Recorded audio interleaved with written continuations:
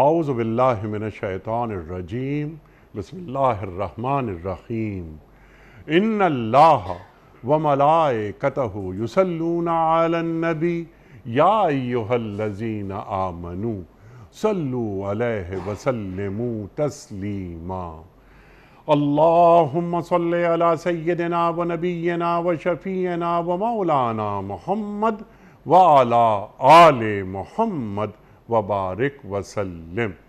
محترم خواتین و حضرات، السلام علیکم۔ پیام صبح کے ساتھ ایک بار پھر حاضر میں ہوں آپ کا میزبان انیق احمد۔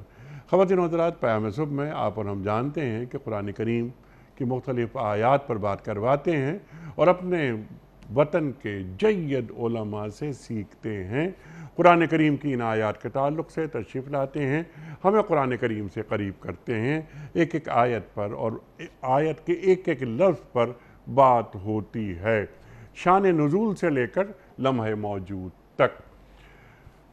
خواتین و حضرات، آج ہم سورہ انفال کی آیت نمبر 60 کے حوالے سے اپنے معزز مہمان سے بات کروائیں گے۔ اللہ تعالیٰ فرما رہا ہے کہ وَأَعِدُّوا لَهُم مَا اسْتَطَعْتُم مِّن قُوَّةٍ، یہاں سے یہ آیت شروع ہو رہی ہے۔ جتنا بس چلے تمہارے اندر، تم کیا کرو کہ زیادہ سے زیادہ طاقت کو جمع کرو۔ پھر اللہ فرما رہا ہے کہ وہ جو تیار بندھے رہنے والے گھوڑے مقابلے کے لیے جو تمہیں دستیاب ہیں ان کو تیار رکھو، کیونکہ دشمن جو دین کے دشمن ہیں ان کا مقابلہ کرنا ہے، طاقت کو جمع کرنا ہے، تاکہ اس کے ذریعے سے اللہ کے اور اپنے دشمنوں کو اور ان دوسرے دشمنوں کو خوف زدہ کر دو جنہیں تم نہیں جانتے۔ اللہ کے دشمن، ہمارے دشمن، سمجھ میں آتی ہے بات، اور وہ دشمن جن کو تم نہیں جانتے۔ کیا منافقین کی بات ہو رہی ہے؟ یہ بھی ہم ایک سوال رکھیں گے۔ اللہ فرماتا ہے کہ تم نہیں جانتے ان دشمنوں کو اپنے، لیکن اللہ جانتا ہے۔ اللہ کی راہ میں خرچ کرو۔ پھر اللہ یہ بتا رہا ہے، یعنی ایک انفاق کی شکلیں ہوتی ہیں، لیکن جب ملت پر، امت پر کوئی ایسا کڑا وقت آ جائے کہ جس میں مالی انفاق کی ضرورت ہو تو پیچھے نہیں ہٹنا، خرچ کرو، اس کا پورا پورا بدلہ تمہیں دیا جائے گا، تمہارے ساتھ ہرگز ظلم نہیں ہوگا۔ خواتین و حضرات، اور اس طرح یہ آیت مکمل ہوتی ہے۔ آج کے تناظر میں ہم اس آیت کو دیکھیں تو جو دفاعی حکمت عملی ہوتی ہے یا جو اسلحہ سازی ہوتی ہے، ریاست کی حفاظت ہوتی ہے، اس کا اس آیت سے کیا تعلق ہے؟ اپنی ریاست کو ہتھیاروں کے ذریعے، اور ہتھیار وقت کے ساتھ ساتھ تبدیل ہوتے رہتے ہیں۔ آج نیوکلر پاور الحمدللہ پاکستان ہے، یہ کتنا بڑا معاملہ ہے اور کتنی بڑی نعمت ہمیں حاصل ہے کہ ہم دفاعی طور پر مستحکم ہیں۔ یہ اپنے آپ کو جو ہم دفاعی طور پر مستحکم کرتے ہیں، یہ فرض عین ہے یا فرض کفایہ؟ یہ بھی ہم ایک سوال رکھیں گے۔ آج عالم اسلام بڑی ایک قدر کی نگاہ سے پاکستان کی طرف دیکھتی ہے کہ ان کے پاس، یعنی پاکستان کے پاس ایٹم بم موجود ہے۔ کچھ سوالات اٹھتے ہیں، کچھ اعتراض کرنے والے یعنی معترضین وہ سوال یہ کرتے ہیں کہ پاکستان کو ایٹم بم نہیں بنانا چاہیے تھا۔ یہ بھی ہم سوال رکھیں گے اپنے معزز مہمان کی خدمت میں۔ خواتین و حضرات، بہت سارے سوالات ہیں، ہم آج کے اپنے جو معزز مہمان ہیں ان سے سیکھیں گے ان سوالات کو پیش کر کے۔ محترم مفتی ارشاد احمد اعجاز صاحب۔ خواتین و حضرات، مفتی ارشاد احمد اعجاز صاحب ہمارے ملک کا ایک جانا مانا نام، فارغ التحصیل، دارالعلوم کراچی۔ آج کے جدید موضوعات پر آپ کی گہری نگاہ۔ خواتین و حضرات، مفتی ارشاد احمد اعجاز صاحب کو خوش آمدید کہتے ہوئے پروگرام کا آغاز اللہ تعالیٰ کے بابرکت نام سے۔ اعوذ باللہ من الشیطان الرجیم بسم اللہ الرحمن الرحیم وَأَعِدُّوا لَهُم مَّا اسْتَطَعْتُم مِّن قُوَّةٍ وَمِن رِّبَاطِ الْخَيْلِ تُرْهِبُونَ بِهِ عَدُوَّ اللَّهِ وَعَدُّوكُمْ وَآخَرِينَ مِن دُونِهِمْ لَا تَعْلَمُونَهُمْ وَعَدُوَّكُمْ وَآخَرِينَ مِن دُونِهِمْ لَا تَعْلَمُونَهُمْ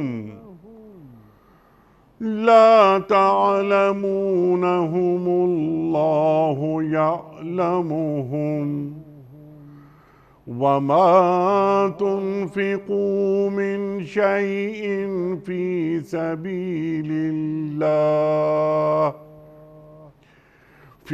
سَبِيلِ اللَّهِ يُوَفَّى إِلَيْكُمْ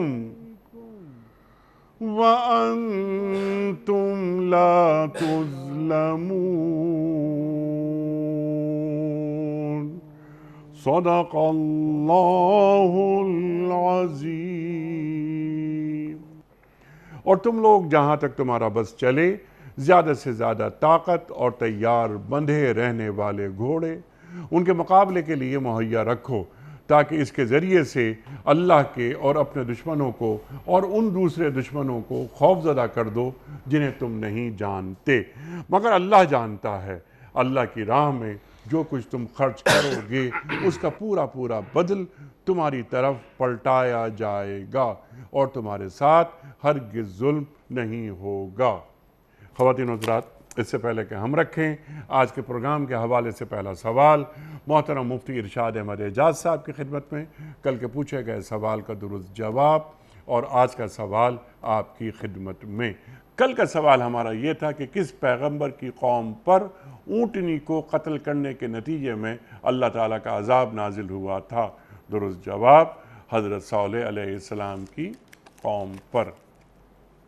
آج کا سوال نوٹ فرما لیجئے، حضرت موسیٰ علیہ السلام کے بھائی کون تھے؟ حضرت مسیح علیہ السلام، حضرت ادریس علیہ السلام یا حضرت ہارون علیہ السلام؟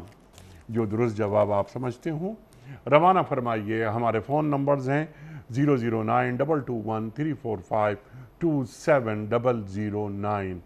ہمارا دوسرا فون نمبر ہے 0092224300980۔ ہمارا ای میل ایڈریس ps@dunyatv.tv۔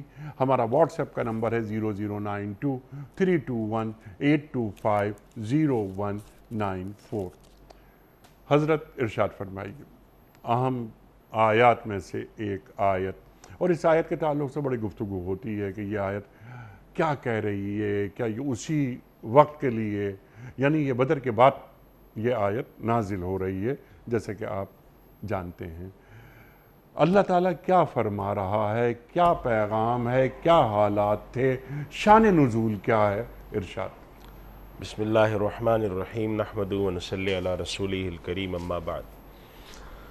انیق صاحب، یہ جو آیت ہے یہ ان آیات میں سے ہے جس کو ہمارے دین کا جو جہاد کا فلسفہ ہے، جی، دفاع کا فلسفہ ہے، جی، اور دشمن کے لیے تیاری کرنے کا فلسفہ ہے، اس میں جو شامل آیات ہیں ان میں سے یہ اہم آیت ہے۔ ٹھیک۔ بہت ساری باتیں ہو سکتی ہیں جیسے کہ آپ نے بجا فرمایا۔ دو نقطے یہاں پر ایسے ہیں کہ میں سمجھتا ہوں وہ ضروری ہیں کہ جن پر تھوڑی سی وضاحت آ جائے تو تمہید بن جاتی ہے۔ ٹھیک۔ پہلی بات تو یہ کہ ہمارے دین نے اس تصور کو باقاعدہ طور پر قبول کیا کہ جب رسول اللہ کے حکم سے اللہ کا پیغام لے کے نکلتے ہیں تو ہمیشہ وہاں پر چراغ مصطفی سے شرار بولہبی ٹکرائے گا۔ ٹھیک۔ حضرت آدم علیہ السلام سے لے کر تا قیامت یہ رہے گا۔ چنانچہ نبی کی دعوت کے مقابلے میں لوگ آ کے کھڑے ہوں گے اور وہ دشمنی کریں گے، لہٰذا اس دشمنی کے مقابلے میں کھڑا ہونا، جی اس کے لیے وسائل کو جمع کرنا، جان و مال خرچ کرنا، یہ باقاعدہ ایک باعث ثواب کام ہے۔ بعض اوقات میں یہ فرض ہو جاتا ہے، جی فرض عین ہوتا ہے، بعض دفعہ فرض کفایہ ہوتا ہے، اور بعض صورتیں اس کی ایسی ہیں کہ جس میں اس فرض کو چھوڑنے یا پیٹ پھیر کر پیٹ بھاگنے کو جی اللہ تعالیٰ نے شدید بڑے سخت جرائم میں گنا ہے۔ ٹھیک تو ایک تو یہ بات ہے کہ ہمارے دین میں فلسفے میں باقاعدہ موجود ہے، اگرچہ دین نے اصل دعوت کو رکھا ہے، نرمی کو رکھا ہے، اخلاق کو رکھا ہے، لیکن یہ فلسفہ باقاعدہ دیا ہے کہ جہاں ضرورت پڑے گی ٹھیک ہے وہاں پر تم نے باہر نکلنا ہے۔ اور یہ صرف آج کی نہیں ہے، قرآن کریم میں اللہ سبحانہ و تعالیٰ فرماتے ہیں کہ یہ پہلی کی سنت چلی آ رہی ہے، اور جس کے اندر اللہ سبحانہ و تعالیٰ نے پہلے انبیاء کا بھی کہا ہے کہ ان اللہ اشترى من المؤمنین انفسهم واموالهم بان لهم الجنہ، اور اللہ تعالیٰ فرماتے ہیں کہ یہ وعدہ ان سے تورات میں بھی ہے، انجیل میں بھی ہے، اور قرآن میں نہیں، پوری ملت ابراہیم میں۔ تو ایک تو یہ طے شدہ بات ہے، اور یہ بات بالکل سمجھ کے چلنی چاہیے، اور اس پر کوئی عذر خواہی، سبحان کوئی اللہ دبنے والی بات نہیں ہے، سبحان بالکل اللہ۔ صاف واضح بات ہے۔ ٹھیک ہے مفتی صاحب، جو بھی آپ نے آیت تلاوت فرمائی کتنی بڑی آیت، ان اللہ اشتری من المؤمنین انفسهم واموالهم بان لهم الجنہ، جان و مال اور جانیں لے لی، تجارت کر لی تجارت کی، جنت کے عوض۔ اور اللہ ساتھ آگے بھی کیا فرمایا، وعدن علیہ حقا، اللہ سچا وعدہ ہے فی التوراۃ والانجیل اللہ والقرآن۔ اکبر اللہ اکبر۔ تو اور آگے اور جہاد قیامت تک جاری رہے گا، یہ اللہ کے رسول فرما بالکل رہے ایسے ہی، صلی اللہ علیہ وآلہ وسلم۔ تو ایک تو یہ بات ہمیں بالکل اچھی طرح ذہن میں رکھنی چاہیے کہ ملت ابراہیمی میں تصور تھا دفاع دین کا، دین کے لیے قیام کرنے کا، سبحان اللہ اس کے لیے وسائل اکٹھا کرنے کا۔ اللہ اکبر۔ جب اللہ کے نبی صلی اللہ علیہ وسلم مدینہ میں تشریف لے آئے اور وہاں پر انصار اور مہاجرین جمع ہوئے، مسجد نبوی اور اس طرح کی چیزیں بننی شروع ہوئیں، تو جو دشمن تھے ان کو تو شدید تکلیف اور بے چینی شروع ہوئی، اور پھر بدر کا معرکہ ہوا، پھر احد، اور آگے غزوات ہوئے نبی کریم صلی اللہ علیہ وسلم۔ تو ایسے موقع پہ پھر اللہ سبحانہ و تعالیٰ نے جو آیات اتاری ہیں، تو ان میں سے ایک آیت یہ تیاری کے حوالے سے اتاری، جی ہاں اور ہمیں یہ بات ذہن میں رکھنی چاہیے، ہم نے تو جس ماحول میں پیدا ہوئے ہیں اور دیکھیے، اس ماحول میں تو ایک ریاست ہے منظم، اس کی فوج ہوتی ہے، اور ریاست فوج کو چلا رہی ہوتی ہے۔ پہلے زمانے میں یہ نہیں تھا، ایسا نہیں ہوتا تھا کہ باقاعدہ ایک حکومت قائم ہے اور ان کے کچھ سپاہی ہوتے ہیں، شعبے ہوتے ہیں، بلکہ ایسا ہوتا تھا کہ بوقت جنگ لوگوں کو اکٹھا کیا جاتا تھا، لوگوں سے پیسے لیے جاتے تھے۔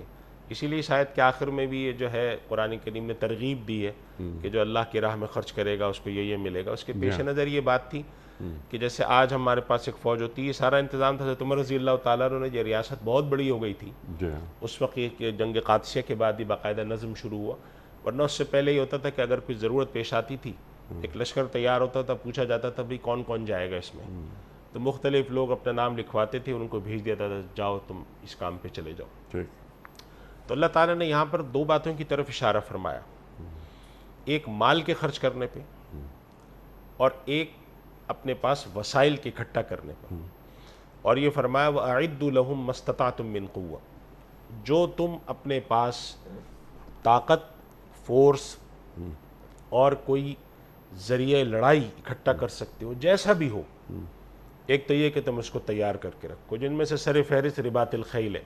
اس زمانے میں گھوڑے ہوتے تھے، کہ گھوڑوں کو اعلیٰ قسم کے، اعلیٰ نسل کے گھوڑوں کو تیار رکھو، جس کے پر بیٹھ کر تم سفر کرتے ہو، لڑنے جاتے ہو۔ اور آپ دیکھیں انیق صاحب، یہ آلات جہاد میں سب سے اہمیت گھوڑے کی تھی، تو اللہ تعالیٰ نے گھوڑوں کا کتنی جگہ ذکر فرمایا، ایک جگہ تو قسم کھا لی والعادیات ضبحا۔ اللہ تو اللہ تعالیٰ نے اس ترغیب دلائی کہ گھوڑے پالو، ان پر بیٹھ کر تم صرف یہی نہیں ہے کہ تم بھاگو دوڑو گے، کھیت میں جاؤ گے، شکار کرو گے، اصلاً اس کام کے لیے۔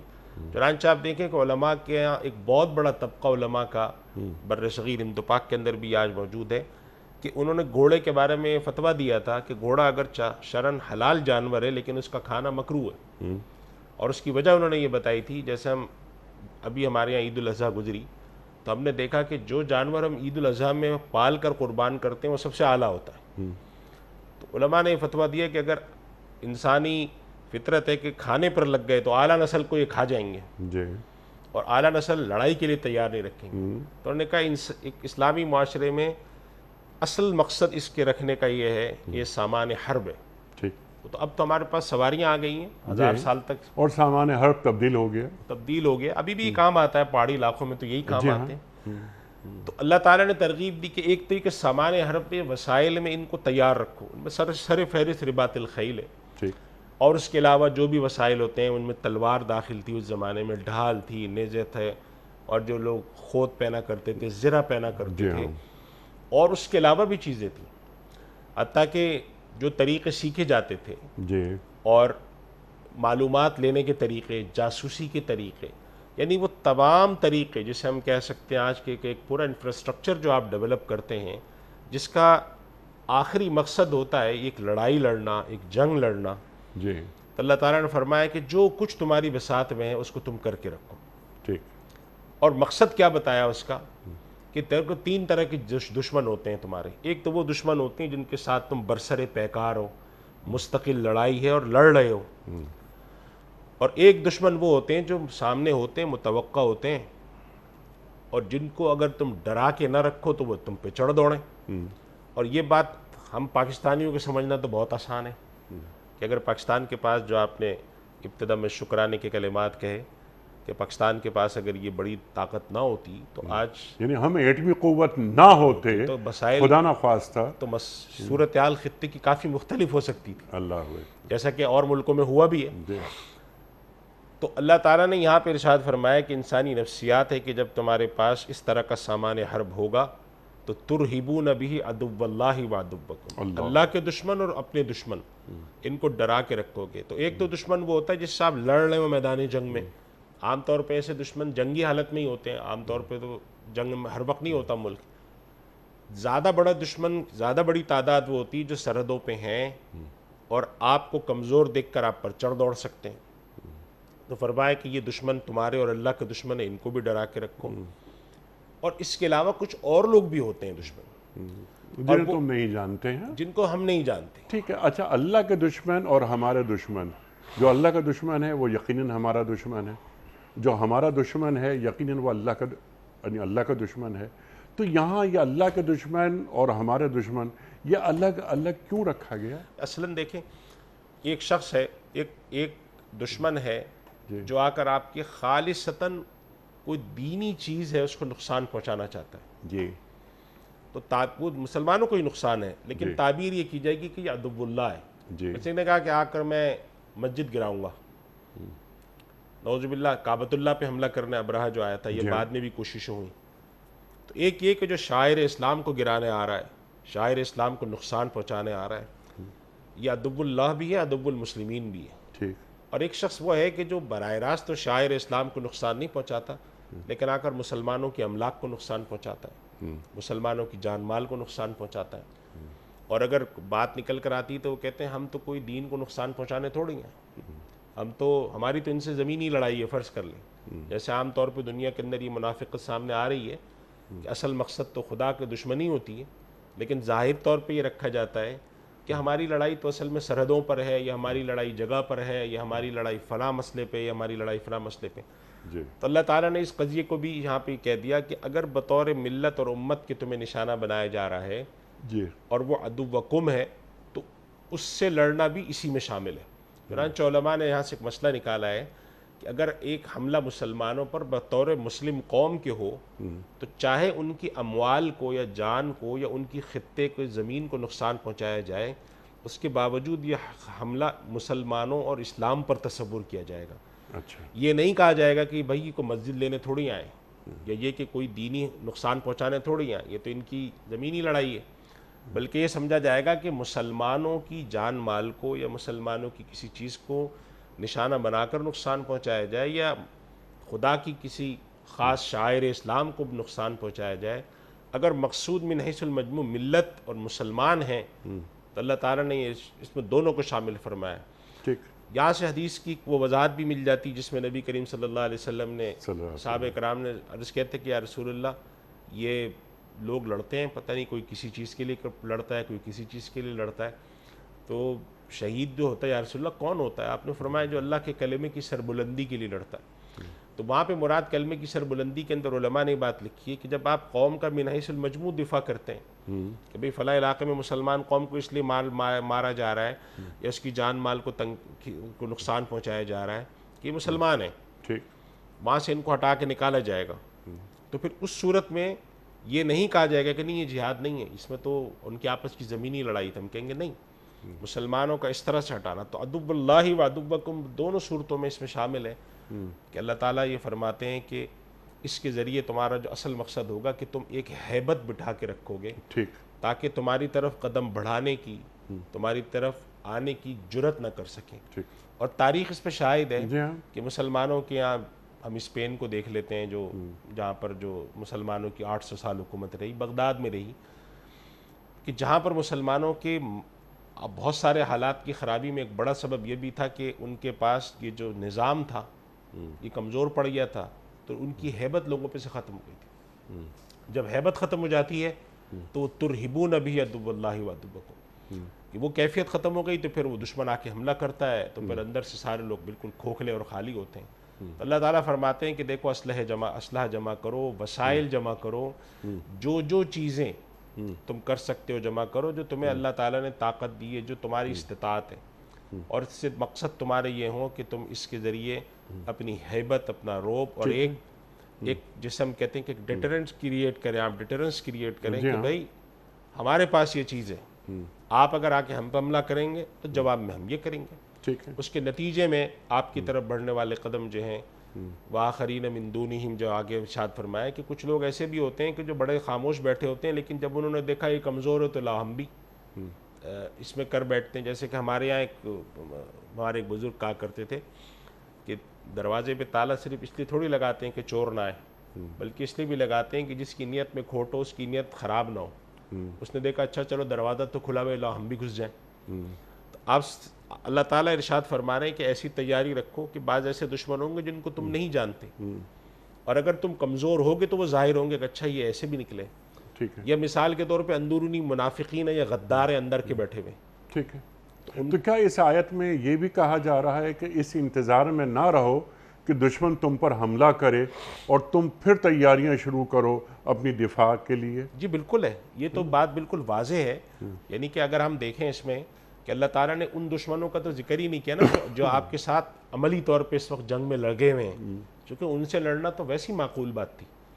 اللہ تعالیٰ نے یہاں پر یہ بھی نہیں فرمایا کہ یہ تم اسلحہ اس لیے اکٹھا کرو کہ تم ان کے ساتھ بیٹھ کے لڑ رہے ہو، بلکہ یہاں پہ جو جملہ ارشاد فرمایا ہے ترہبون بھی، جی، یعنی کہ جنگ کی نوبت آنے سے پہلے ہی تمہارا ایک اس طرح کا تمہارا ایک تشخص جی، قائم ہو جی، کہ یہ ایسی قوم ہے کہ ان سے لڑنے کے لیے اگر ہم اترے جی، تو یہ تو جان تو لگاتے ہی لگاتے ہیں، اور وسائل ان کے پاس ایسے ہیں۔ اور انیف صاحب ہمارے یہاں جو مسلمانوں کی بادشاہتیں رہی ہیں 500 600 سال، ان کی تاریخ پڑھیں تو اس میں اندازہ ہوتا ہے کہ یہ ہیبت اور یہ جسے ہم کہتے ہیں کہ اس طرح کا شکو ان کا قائم تھا، اور وہ ظاہر سی بات ہے کہ صرف اس سے تو نہیں قائم ہوتا تھا، اعلیٰ قسم کی ان کے پاس پورے اس طرح کی چیزیں ہوتی تھیں۔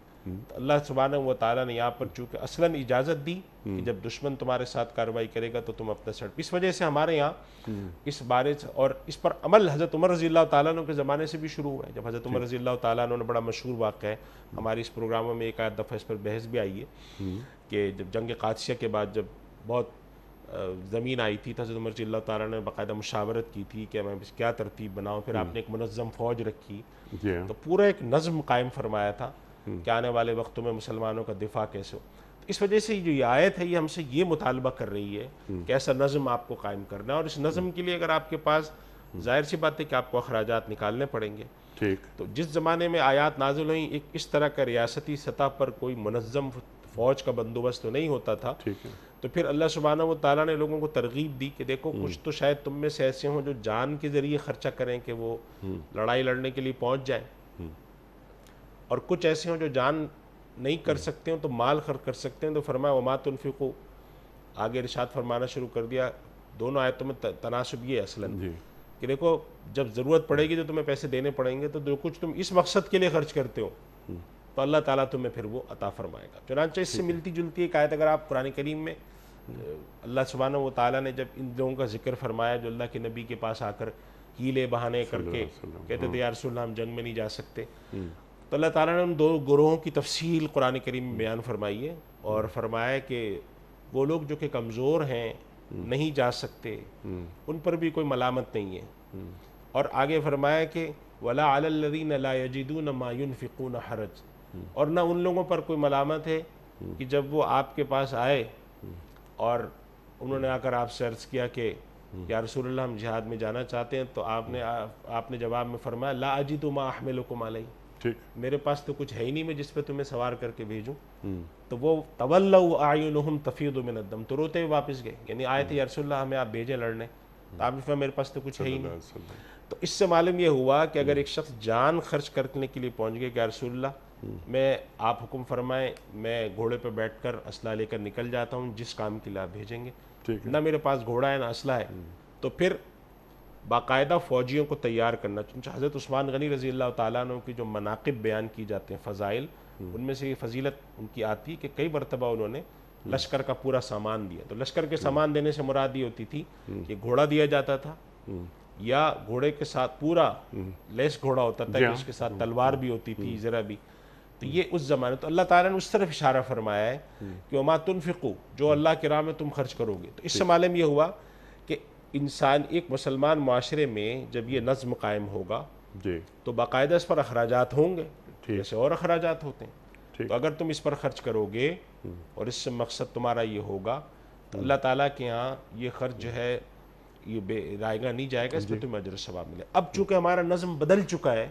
اب یہ کام ہم اس طرح سے نہیں کرتے، اس کی دوسری شکل موجود ہے، اب وہ شکل ہے کہ ہم باقاعدہ طور پہ لوگوں سے ٹیکس لیتے ہیں اور پھر ٹیکس کے اندر ایک خاص بجٹ کے اندر ہم ایلوکیشن کرتے ہیں کہ ہمارے جو دیگر اخراجات ہیں ان میں سے یہ بھی خرچہ ہے، ٹھیک ہے، تو اس وجہ سے اب انتظام بدل گیا ہے، یعنی کہ اب یہ کام ریاستی سطح پہ ہوتا ہے، انتظام بدل گیا لیکن مقاصد نہیں بدلے، مقاصد نہیں بدلے، طریقہ تھوڑا سا بدل گیا ہے، انتظام بدل گیا ہے، ریاستی سطح پہ ہوتا ہے، ایک منظم طریقے سے ہوتا ہے، اسلحہ بھی ریاست کی سطح پہ بنتا ہے، اور اس کے ساتھ ساتھ جو اخراجات ہوتے ہیں وہ ظاہر ریاست کی سطح پہ ہوتے ہیں، اور عوام الناس اس کے اندر اس طرح سے شریک ہو رہے ہوتے ہیں کہ چندے کی شکل میں نہیں دے رہے تو وہ ٹیکس کی شکل میں دے رہے ہیں، تو یہ والی بات اس آیت سے ثابت ہوتی ہے جس میں اللہ سبحانہ و تعالیٰ فرما رہے ہیں تیاری کرنا، یہ مکمل کر دیا آپ نے، یہ سورہ انفال کی آیت نمبر 60۔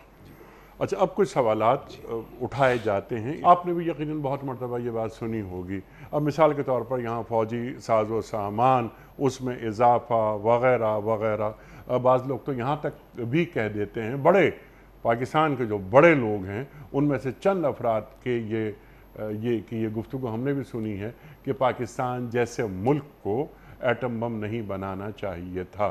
تو پہلی بات تو آپ یہ فرما دیجئے اس ذیل میں، اس کے بعد ہم بات کریں گے معاشی قوت زیادہ اہم ہوتی ہے یا دفاعی قوت زیادہ اہم ہوتی ہے، لیکن پہلا میں چاہتا ہوں کہ پہلا سوال آپ کی خدمت میں یہ رکھوں کہ پاکستان تیسری دنیا کا ایک ملک ہے، یہاں کے حالات و واقعات کو آپ ہم سے زیادہ جانتے ہیں، پاکستان کو ایٹم بم بنانا چاہیے تھا، پاکستان یعنی اسلامی جمہوریہ پاکستان، اور اس آیت کی روشنی میں ہمیں کیا نصیحت مل رہی ہے؟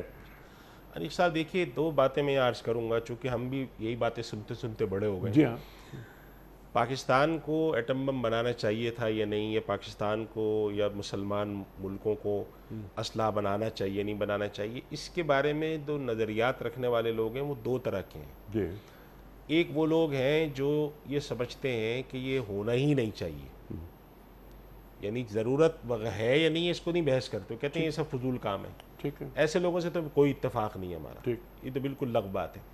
کچھ لوگ وہ ہیں جو وہ کہتے ہیں کہ ہماری پرائرٹیز یا ترجیحات میں یہ پیچھے ہونا چاہیے آگے ہونا چاہیے، ان سے اتفاق تو ان سے بھی نہیں ہے، لیکن ہم یہ سمجھتے ہیں کہ وہ بات اس وجہ سے نہیں کر رہے کہ وہ یہ کہتے ہیں کہ یہ بنانا ہی غلط تھا یا لغو تھا، یہ مسلمان ملک ہے، لڑنے کا کیا کام ہمارا کام تو پیار ہے، ہمارا کام محبت، اس طرح کی باتیں سننے کو ملتی، تو یہ کوئی بات نہیں ہے بے بنیاد۔ اگر ایک آدمی یہ سمجھتا ہے کہ بھئی ہم نے 500 روپے کی چیز بنائی جبکہ ہمیں 200 کی بنانی چاہیے تھی، تو یہ ایک الگ بات ہے۔ نہیں، ان کا موقف یہ ہے یا ان کا تھیسس یہ ہے کہ پاکستان معاشی طور پر کمزور ہے. ہم ذرا معیشت کو ذرا مضبوط بنائیں. ہم نے اتنی خطیر رقم استعمال کر لی یا خرچ کر دی ایٹم بم کے لیے. تو ہم یہ ایک بات کی عرض کرتے ہیں کہ یو ایس ایس آر ہے نا, یو ایس ایس آر معاشی طور پر تو بہت آگے, کتنا بڑا یو ایس ایس آر, تمام چیزیں معیشت, پھر ایٹم بم بھی ان کے پاس موجود, لیکن ان کا ایٹم بم انہیں کیا بچا سکا؟ ارشاد. دیکھیں انیس صاحب, یہ بات بالکل درست ہے کہ جب آپ ایک حکومت کی سطح پہ اجتماعی طور پہ بیٹھ کر غور و خوض کرتے ہیں تو آپ یہ طے کرتے ہیں ترجیحات میں کہ ہمیں کیا کرنا چاہیے, کیا نہیں کرنا چاہیے. ٹھیک. یعنی آپ کی ترجیحات میں یہ ہے کہ ہم اسلحہ زیادہ بنائیں, یا ہم انٹرٹینمنٹ زیادہ کریں, یا ہم پروڈکشن زیادہ کریں, یا تعلیم زیادہ رکھیں. تو اس کے اوپر گفتگو ہمیشہ دنیا کے ہر ملک میں ہمیشہ سے ہوتی ہے, آج بھی ہوتی ہے, آئندہ بھی ہوگی. ٹھیک ہے. اس میں لوگوں کی نیت پر ہمیں شبہ نہیں کرتا میں, لیکن میں سمجھتا ہوں کہ اگر ایک آدمی یہ کہتا ہے کہ ہمارے حالات ایسے ہیں کہ ہمیں, اگر آج ہم ایٹم بم کی بات کریں تو کل کوئی کہے گا کہ آپ توپ کا گولہ بھی کیوں بناتے ہیں, اس لیے کہ گولہ بھی توپ کا کوئی سستا تو نہیں بنتا. آپ توپ کے گولے کی جگہ کتابیں چھاپ دیں, یا توپ کے گولے کی جگہ آپ جو ہے کوئی اسکول کھول دیں. تو یہ بعض دفعہ کمپیریزن سننے میں بڑا اچھا لگ رہا ہوتا ہے, بڑا اپیلنگ ہوتا ہے کہ یہاں کیا زبردست بات کی. جی, لیکن کیا ان جذبات کی تائید دین کرتا ہے؟ میں یہ عرض کر رہا ہوں کہ یہ جو بات ہے اصلاً اگر آپ اس کو تجزیہ کریں تو یہ ایک جذباتی بات ہے. ہمارا دین اس کے اندر ایک متوسط برائے دیتا ہے. اچھا. کہ وہ رائے یہ دے رہا ہے کہ ترہبون بھی عدو اللہ و عدوکم. اگر تمہاری ساخت ایسی ہے کہ اس کے نتیجے میں اللہ کے دشمنوں کو پر ایک ہیبت طاری ہے, اگر آپ اجازت دیں تو تھوڑی سی دو چار باتیں میں کھل کے کر دیتا ہوں. ارشاد. آج آپ دیکھیے کہ جو فلسطین وغیرہ پہ حملے ہوئے ہیں, جی, وہاں پہ کیا چیز کی کمی ہے؟ ترہبون کی کمی ہے نا. اگر ان کو معلوم ہوتا کہ رد عمل میں وہاں سے بھی کچھ ہمارے پاس ایٹمی میزائل آ سکتے ہیں تو یہ حملہ نہیں ہوتا. یہ ایک ایسی حقیقت ہے انیس صاحب کہ آپ کتنا ہی انکار کریں, ساری دنیا پہ آیا ہے کہ آدمی کے پاس جب طاقت ہوتی ہے تو دشمن کو ہیبت ہوتی ہے. تو اللہ تعالیٰ نے اس میں فلسفہ بیان فرمایا, اگر ہمارے پاس اس درجے کی طاقت نہیں ہے کہ جس سے سامنے والے پہ ہیبت ہو, اور ہم معاشی طور پہ اوپر جاتے جائیں, دنیا کا کوئی ملک ایسا نہیں ہے جو معاشی طور پر اوپر جاتا رہے اور اس کی ہیبت کم ہو اور وہ کسی کا غلام نہ ہو. ایسا ہو ہی نہیں سکتا کہ آپ ایک خود پر انحصار کرنے والے ملک ہوں, آزاد ملک ہوں, اور آپ طاقت نہ رکھتے ہوں اور دوسرے پر آپ ہیبت اپنی طاری کر سکیں. ایسا ممکن. اس وجہ سے یہ ہمیشہ ایک انتظامی فیصلہ ہوتا ہے جس میں آپ دیکھتے ہیں کہ بات صحیح ہے کہ معاشی طور پر پورا یہ خطہ جو ہے, اب تو کچھ حالات بعض ممالک کے بہتر ہیں, لیکن یہ خطہ جو ہے بہرحال ایک ترقی پذیر ممالک میں سے, ترقی یافتہ ملکوں میں سے, ڈیولپنگ کنٹریز میں سے ہے. کچھ کے حالات بہت نیچے ہیں, کچھ کے کچھ بہتر ہیں, لیکن ترقی یافتہ ملک نہیں. یہاں پہ بہت ساری ضروریات لوگوں کی پوری نہیں ہوتی. لیکن اس کے ساتھ یہ بھی دیکھنا چاہیے کہ کیا ہمارے, اگر ہم یہ چیز حاصل نہیں کرتے اور ہم یہ سمجھتے ہیں کہ ہم معاشی طور پہ بہت آگے چلے جائیں گے تو ہم بالکل خوشحال ہو جائیں گے, تو کیا عملاً ایسا ممکن ہوگا؟ چونکہ کل اگر ایک آدمی آ کر ہمارے اس میں گھس کے بیٹھ جاتا ہے تو ہم دوسروں کو دیکھیں گے. دنیا میں اگر ہم پچھلے 30 سال 40 سال کی جنگیں دیکھیں تو یہی ہوا ہے. کسی ملک میں کوئی دوسرا آ کے بیٹھا, اس نے دوسرے سے مدد مانگی کہ آپ ہماری مدد کریں. ٹھیک ہے. ہمارے سامنے موجود ہیں, اور اس میں اربوں ڈالر روپے بولے, وہاں سے وہاں چلے گئے کہ جنگی اخراجات کے پیسے ہمیں دو. اس وجہ سے میں یہ بات عرض کرتا ہوں کہ یہ ایک گفتگو جاری رہ سکتی ہے. دو گروہ ہو سکتے ہیں جو کہتے ہیں کہ آپ 1000 خرچ کرتے ہیں, آپ 800 کریں, آپ 400 کریں, اور ایک گروہ کہہ سکتا ہے ہمارا خیال ہے ہم 600 کریں. لیکن منطقی طور پہ ایک بات ہمیں تسلیم کرنی چاہیے کہ ایسا ڈیٹرنس اپنا, یا ایسا اپنا جو اللہ تعالیٰ نے ترہبونہ کا تصور دیا ہے, اس قدر اپنی ایک ایسا روب والی کیفیت تیار, لوگوں کو بٹھانے کے لیے روب, یا ایسی کیفیت پیدا کرنے کے لیے کہ لوگ اس سے مرعوب ہوں, اس حد تک ریاست کے پاس اور مسلمانوں کی اجتماعی نظم میں ایسا انفراسٹرکچر, ایسا فوجی بندوبست, ایسا اسلحہ ہونا اس آیت کا تقاضا ہے. اور اس کے نتیجے میں مسلمانوں کی جان و مال کا تحفظ ہوتا ہے. فلسطین میں جو ہمارے لاکھوں مسلمان بیچارے بے گھر, کیا اچھی بات آپ نے فرمائی کہ یہ اس آیت کا تقاضا ہے. تقاضا ہے. یہ قرآن کو مطلوب ہے مطلوب ہے یہ، ایسی ریاست، بالکل مطلوب ہے. ٹھیک ہے نا. لیکن آج جب چند باتیں آتی ہیں سامنے، جیسا آپ نے فرمائی بات، معاشی طور پہ ہم مضبوط ہو جائیں، جس طرح جاپان ہو گیا. جاپان کے پاس تو یہ نصیحتیں قرآن کی موجود نہیں. سنگاپور کی ہم بات کرتے ہیں، سنگاپور کتنا آگے ہے. ساؤتھ کوریا وغیرہ وغیرہ، حالانکہ ساؤتھ کوریا تو ایک اچھی، ایک مضبوط یعنی دفاعی حکمت عملی بھی ان کے پاس موجود ہے. لیکن جاپان، سنگاپور وغیرہ کی ہم بات کریں، جو لوگ باتیں کرتے ہیں، دیکھیے کتنی زیادہ اکانومی مضبوط ہے ان کی. سوال میرا آپ سے یہ ہے کہ ایک مسلمان صرف اور صرف معاشی حکمت عملی یا معاشی مضبوطی کے لیے دنیا میں آتا ہے، یا اللہ اس کو کہیں اور دیکھنا چاہتا ہے؟ انیس صاحب، آپ کے سوال کے دو جواب عرض کروں گا میں، ٹھیک. کیونکہ میرے بھی آپ جانتے ہیں کہ میرا بھی یہ موضوع ہے. جی، آپ کا موضوع ہے. جو ہمارے یہاں لوگ کہتے ہیں نا کہ آپ فلاں کام کرتے ہیں، اس کو چھوڑ کے اگر آپ معیشت پر آ جائیں جی تو ہم بہت آگے چلے جائیں گے، یہ بات کسی حد تک صحیح ہے اور بڑی حد تک غلط ہے.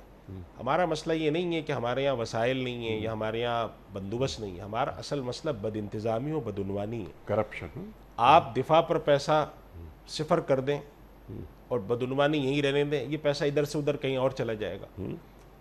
آپ سنگاپور اور جاپان کی مثال دے رہے ہیں، وہ ترقی اس وجہ سے نہیں کر رہے کہ انہوں نے اسلحے پر توجہ چھوڑی ہے. آپ ان کی دنیا کی ساری رپورٹیں پڑھیں، کس وجہ سے ترقی کرتے ہیں. ان کا گورننس ماڈل دنیا کا بہترین سبحان ماڈل. اللہ. ٹوکیو کا شہر کراچی سے بڑا شہر ہے، جی وہاں پانی کا ایشو نہیں ملتا. اتنا بڑا شہر جہاں پر آبادی کروڑوں میں ہے، دنیا کے چند بڑے گھمسان کے جیسے آبادی والے علاقوں میں کہا جاتا ہے. میں نے پچھلے 2 مہینے پہلے رپورٹ پڑھی، لیکن انہوں نے کہا کہ وہاں لائٹ چلی جائے، نالا بند ہو جائے، بارش ہونے پر لوگ اپنے گھروں میں بیٹھ جائیں، بچوں کے پیپر کینسل ہو جائیں. ہمارے یہاں تو یہ سب ہوتا ہے، تماشا نہیں ہوتا. کیوں؟ اس لیے کہ انہوں نے جو اصل چیز ہے جو ہمارے اندر ہونی چاہیے، وہ انتظامی صلاحیتیں اچھی. ہم کیا کرتے ہیں؟ ہم کہتے ہیں کہ ہمارے معاشی حالات اس لیے خراب ہیں کہ ہم جنگ لڑ رہے ہیں، ہم جنگوں کی تیاری کرتے ہیں. ہمارے معاشی حالات اس لیے خراب ہیں کہ ہم مسجدیں بنا رہے ہیں. ہمارے معاشی حالات اس لیے خراب ہیں کہ ہمارے یہاں بچے زیادہ پیدا ہو رہے ہیں. یہ سارے اسباب، جتنی خرابیاں ہیں ان کو جا کے ہم یہاں جوڑ دیتے ہیں. ہمیں اصل یہ بات کرنی چاہیے کہ اللہ تعالیٰ نے پاکستان کو ہر طرح کے وسائل دیے ہیں. دنیا میں لوگ، آپ جو رپورٹ اٹھا کے انیق صاحب پڑھے، میں انرجی سیکٹر کی رپورٹ پڑھ رہا تھا، کہتے ہیں کہ دنیا میں لوگ ترستے ہیں. پاکستان کے پاس پانی سے، ہوا سے، تیل سے، ہر چیز سے بجلی پیدا کرنے کی صلاحیت ہے. کوئلے سے بجلی یہ پیدا کر سکتے ہیں، ہوا سے، ہمارے پاس پورے ایئر کوریڈور ہیں، ونڈ یہ کر سکتے ہیں. تو ہمارے اصل مسئلہ یہ کہ وسائل کی تقسیم ایک اشرافیہ کے انداز میں ہے. چند لوگ قابض ہیں، ان کی ضرورتیں حد سے زیادہ پوری ہوتی ہیں، تو بد انتظامی ہے. اصل یہ چیز ٹھیک ہو جائے، انیق صاحب تو معاشی طور پر اوپر جا سکتے ہیں. ٹھیک ہے. اور دین معاشی ترقی کے خلاف نہیں ہے. بالکل خلاف نہیں ہے، بالکل خلاف نہیں ہے. بلکہ نبی کریم صلی اللہ علیہ وسلم کی جو تعلیم ہے، بلکہ ہمارے یہاں علماء میں ایک بڑی بحث چلتی ہے، اکانومسٹ ہمارے جو معاشی ماہرین ہیں ان میں ایک بحث چلتی ہے کہ مسلمان کو پیسے بچانے چاہیے یا ہر وقت خرچ کر کے رکھیں. تو اس میں ظاہر جواب ہے اس کا، لیکن اس میں ایک ہمارے یہاں علماء نے ایک بڑا اہم نقطہ لکھا ہے کہ اللہ تعالیٰ نے زکوٰۃ اور حج کا جو مالی عبادت کا تصور دیا ہے، یہ ممکن ہی جب ہے کہ جب ایک آدمی صاحب حیثیت ہو. آج آپ دیکھیں پاکستان سے کوئی آدمی، جو آدمی پاکستان میں رہتا ہو اور اس کے پاس 12-15 لاکھ روپے محفوظ نہ ہو، وہ حج پہ جا ہی نہیں سکتا. ٹھیک ہے. اس کا مطلب یہ ہوا کہ دولت کا ایک خاص درجہ، ٹھیک ہے، ہمارا دین جو ہے اس کو طلب کرتا ہے. ٹھیک ہے. ایک خاص حد سے زیادہ ہوس نہ ہو دولت کی. تو اس وجہ سے یہ بات جو ہمارے یہاں کہی جاتی ہے، ہر بات کو اپنے انداز میں کہنا چاہیے. یہ بات میں اس سے انکار نہیں کرتا، اور بالکل درست ہے کہ اس پر موضوع پر ہمارے یہاں گفتگو ہو سکتی ہے اور ہونی چاہیے کہ بھئی ہمارے اخراجات مثلا تعلیم پر کتنے ہیں، دفاع پہ کتنے ہیں، ایڈمنسٹریشن پہ کتنے ہیں، جوڈیشری پہ کتنے ہیں. یہ تو ہر ایک اچھے مہذب معاشرے کا تقاضا ہے کہ وہاں پہ اہل عقل بیٹھے ہیں، اس پر غور کریں. یہ تو اسٹیٹ ٹو اسٹیٹ ویری کرتی ہے، ویری بھی کرتا ہے. اصل چیز مسئلہ یہ تو ہم پاکستان کی بات نہیں کر رہے نا، تو ایک ریاست کی سطح پہ کر رہے ہیں نا ہم تو.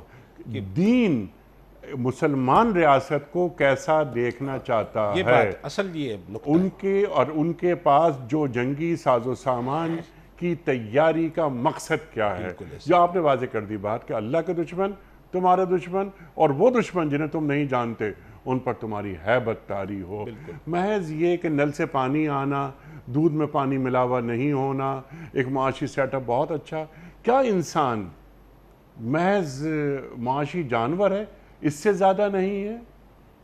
انیق صاحب دیکھیے، آپ ہم جن ملکوں کی مثالیں دے رہے ہیں نا، آج ان ملکوں کا کسی کے ساتھ کوئی جھگڑا نہیں ہے، لیکن کل اگر جھگڑا کھڑا ہو جائے ٹھیک، تو آپ دیکھیں کہ وہ ملک کیا کریں گے۔ جی ان ملکوں کی ٹریٹیز ہیں دوسرے ملکوں کے ساتھ کہ آپ ہمارے ساتھ آ کے حفاظت کریں گے، جی اور وہ اس کے پیمنٹ کرتے ہیں۔ جی ایسا تو نہیں ہے کہ وہ خالی بیٹھے ہوئے ہوں، یہ لوگ باتیں کرتے ہیں، آپ جا کے جب وہ ٹریٹیز کو دیکھتے ہیں جی کہ آپ نے کس کس ملک کے ساتھ کیا ٹریٹی کی ہوئی ہے کہ ہم آ کے تمہاری کریں گے، جی انہوں نے کہا ہم اپنا صرف کھانے پینے کا کام کریں گے۔ لوگ سوئٹزرلینڈ کی بھی مثال دیتے ہیں، ادھر کی بھی دیتے ہیں، ادھر کی بھی دیتے ہیں۔ جی ہمارا ملک جو ہے وہ پچھلے 2500 سال سے چوراہے پر بنا ہوا ہے، یہ کوئی آج کا مسئلہ تو نہیں ہے، یہاں سے تو جو گزرا ہے اس کی لڑائی جھگڑے کیے ہیں۔ جی اس وجہ سے جغرافیائی صورتحال اور بہت ساری ایسی صورتحال ہوتی جس کی وجہ سے یہ ہوتا ہے، فرق ہوتا ہے۔ اس آیت کا صرف ایک تقاضا ہے کہ تمہارا جو سامان حرب ہے جی اور تمہاری دفاعی صلاحیت اس قدر ہو کہ تمہارے اندر ترہبون بھی عدو اللہ و عدوکم پایا جائے، کہ تم سبحان ڈرا اللہ، سکتے ہو بس۔ ٹھیک ہے، اب اگر آپ سمجھتے ہیں کہ یہ 4 بندوق بنانے سے ہو جاتا ہے، اب 4 بندوق بنائیں۔ آپ سمجھتے ہیں ایٹم بم بنانے سے ہوتا ہے، ایٹم بم ٹھیک بنائیں۔ ہے، اور یہ تقاضا پوری امت سے ہے، یہ بالکل امت سے۔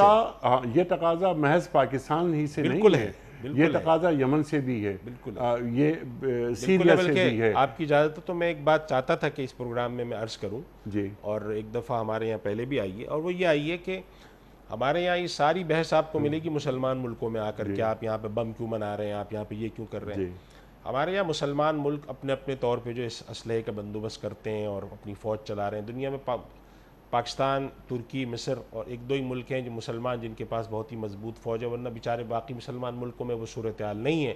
اسی وجہ سے کوئی بھی گھس جاتا ہے اور مار پیٹ کے نکل جاتا ہے۔ پچھلے 30 سال سے تو یہی ہو رہا ہے۔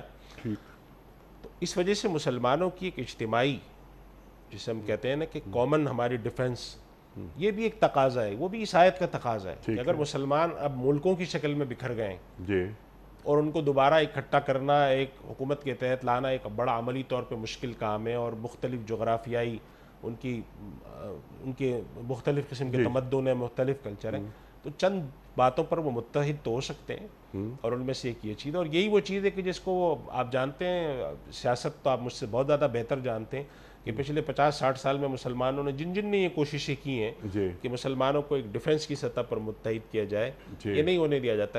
دنیا بھر میں ہر کسی کی اپنی فورس بنی ہوئی ہے۔ اگر یہ ایسا ہو جاتا، یعنی کامن ڈیفنس کی جو بات آپ نے جی فرمائی، تو کیا رفح کا آج یہ حال ہو رہا نہیں ہوتا ہے کہ صرف قراردادیں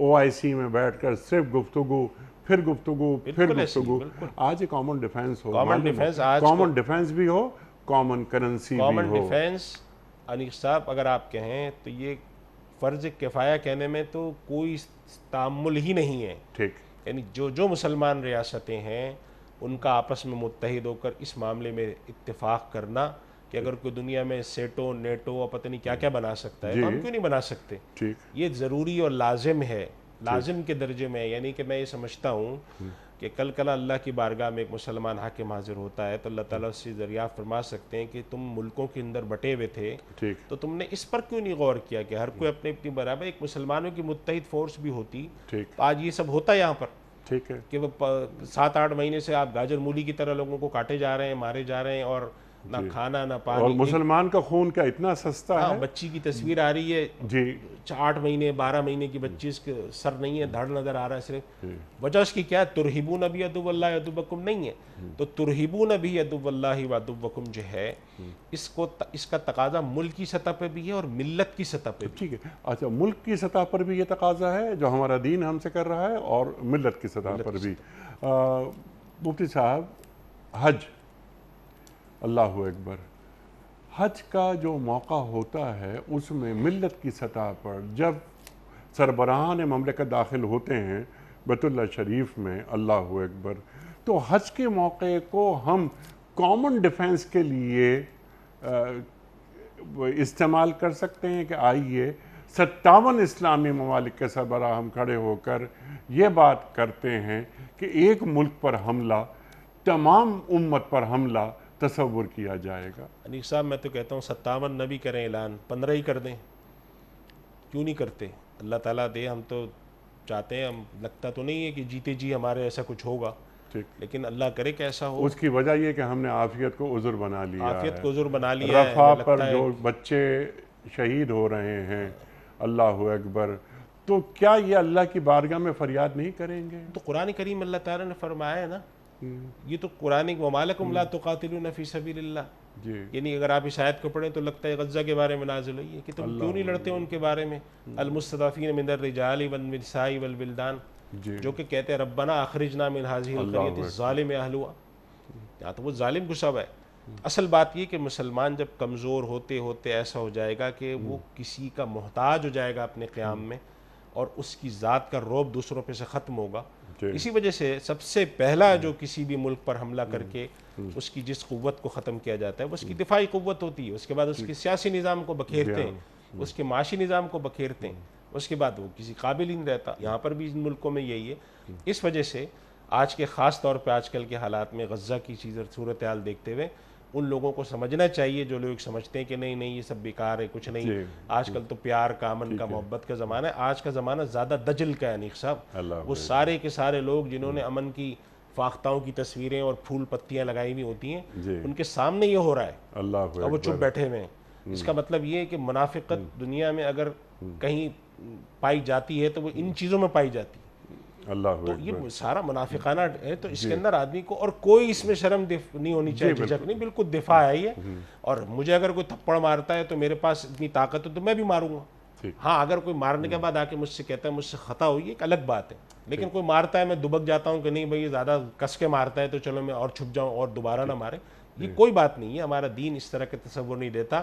اور صرف ہمارا دین کی بات نہیں، ملت ابراہیمی میں اللہ نے فرمایا. اس وجہ سے اس آیت کا تقاضا ہے کہ ہمارا ملک انفرادی ہو، یہ ملت کی سطح پہ ہو، ایسا نظام بنانا چاہیے. ایسا نظام، ایسا مضبوط دفاعی نظام کہ لوگوں پر ہیبت طاری ہو. ورنہ یعنی انتظار کہ افغانستان کے ساتھ، شام کے ساتھ، لیبیا کے ساتھ، عراق کے ساتھ، وہ کبھی کبھی ایسا لگتا ہے وہ ختم ہو رہا ہے پروگرام کا کہ ایک وہ دڑوا ہوتا ہے نا مرغیوں کا، جسے مرغیاں ہوتی ہیں تو آپ مرغی لینے کے لیے جائیں تو ایک ہاتھ آتا ہے، سب بھاگتے ہیں ادھر ادھر، اور ہاتھ آتا ہے تو ایک مرغی کو اٹھا کر وہ باہر لے آتا ہے، اسے ذبح کر دیتا ہے. تو جب وہ ہاتھ جاتا ہے اندر تو دڑبے کے اندر ایک ہلچل مچ جاتی ہے، مرغیاں یہاں سے وہاں بھاگتی ہیں، لیکن اس کے بعد اس دڑبے میں سکون آ جاتا ہے. کچھ عرصے کے بعد پھر وہ ہاتھ اندر جاتا ہے. تو کیا مسلمانوں کے ساتھ یہی ہوتا رہے گا؟ یہ دین غالب ہونے کے لیے آیا ہے، مغلوب ہونے کے لیے نہیں. بالکل ایسے ہی، بالکل ایسے ہی. اللہ اکبر. مفتی صاحب آپ کا بڑا ممنون، بڑا شکر گزار. خواتین و حضرات، کوئز بہت ساری باتیں مزید ہو سکتی ہیں لیکن وقت ہمارا مکمل ہوا آج کے پروگرام کا. کل کا سوال ہمارا یہ تھا کہ کس پیغمبر کی قوم پر اونٹنی کو قتل کرنے کے نتیجے میں اللہ تعالیٰ کا عذاب نازل ہوا تھا؟ درست جواب حضرت صالح علیہ السلام کی قوم پر. آج کا سوال نوٹ فرما لیجئے. حضرت موسیٰ علیہ السلام کے بھائی کون تھے؟ حضرت مسیح علیہ السلام یا حضرت ادریس علیہ السلام یا حضرت ہارون علیہ السلام؟ جو درست جواب آپ سمجھتے ہوں روانہ فرمائیے. ہمارے فون نمبرز ہیں 00922134527 ہمارا دوسرا فون نمبر ہے 009221343000980. ہمارا ای میل ایڈریس ps@duniatv.tv. ہمارا واٹس ایپ نمبر ہے 009232182509194. مفتی صاحب ایک پرچی نکال کر اعلان فرما دیجئے. آج کے ونر کون ہیں؟ آج کے ونر ہیں امتیاز حسین لکھویرا صاحب، اور یہ بہاولپور سے ہیں. امتیاز حسین لکھویرا صاحب بہاولپور سے. آپ کی خدمت میں دنیا ٹی وی کی جانب سے دینی کتب پر مشتمل گفٹ ہیمپر آپ کے گھر بذریعہ کوریئر روانہ کیا جا رہا ہے. آپ کو بہت بہت مبارک ہو. پیام صبح کا اختتام ہوتا ہے روزانہ ایک قول پر، اور وہ قول ہوتا ہے صاحب نہج البلاغہ امیر المومنین حضرت علی مرتضیٰ کرم اللہ وجہہ کا.